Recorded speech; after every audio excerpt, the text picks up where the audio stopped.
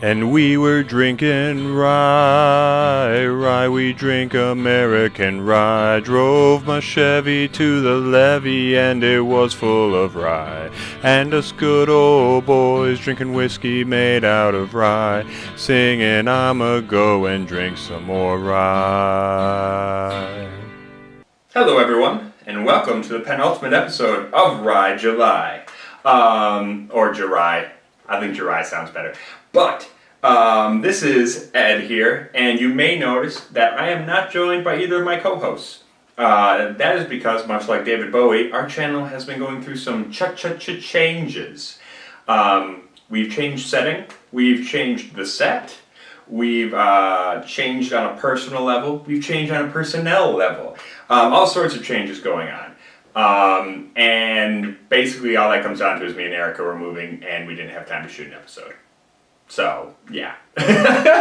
So, you're stuck with just me tonight, and I'm sorry about that. But, what I'm going to do is I'm going to shoot a little video just so we have something to put out on Friday. And that is going to be Old Forester Rye.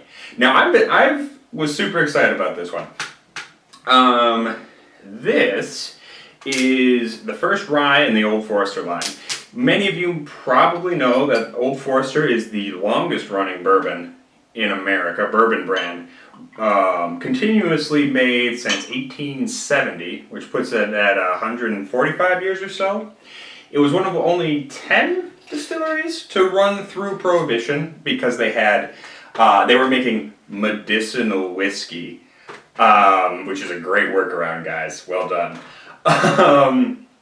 But this recipe is actually based on the Normandy rye recipe from the Old Kentucky distillery that the Brown-Forman people picked up in 1940. So, yeah. But the fun thing about this is it's coming in at 50 proof. That's awesome. Really cool that they did that. This is a straight rye, no age statement, so it's got to be at least 4 years old.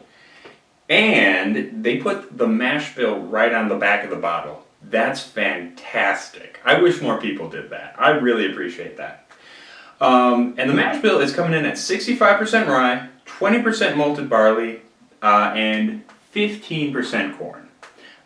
So pretty high amount of non-rye stuff in there, which the second one being malted barley is pretty interesting to me. The second biggest amount, which is kind of cool. There's a bunch of bottle hype on here too, which, saying the usual stuff. It's unique, it's spicy, it's floral. But this is a neck pour, so let's get a first impression right quick. Okay. So I will say I'm not getting a big blast of spice. It's not the really dry, crazy, spicy rye that I'm usually looking for. There's a little bit of spice, a little bit of like mustard seed kind of thing. Yeah, just a little bit, especially for the proof. I would expected more heat coming off of this, but It really is a bit more sweet, floral, maybe a touch fruity, maybe that kind of peachy stone fruit kind of thing that I tend to find with ryes. Yeah, it's just a hint of pepper. Just the wee littlest bit. Not a lot going on there in terms of spice on the nose. Now keep in mind this is a neck pour. So we may have to come back when I have Erica or the old man here, get a second opinion, and, maybe it'll have opened up after that. Let's get into the taste, eh?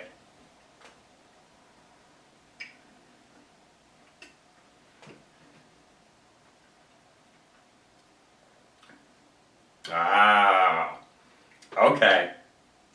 I dig this one. I dig this one a lot.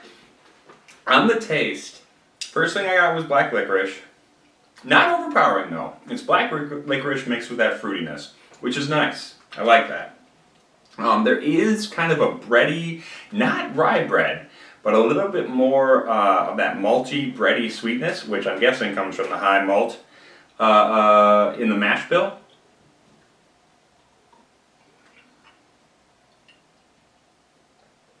yeah, that is pretty floral. It's pretty floral, a little honeyed.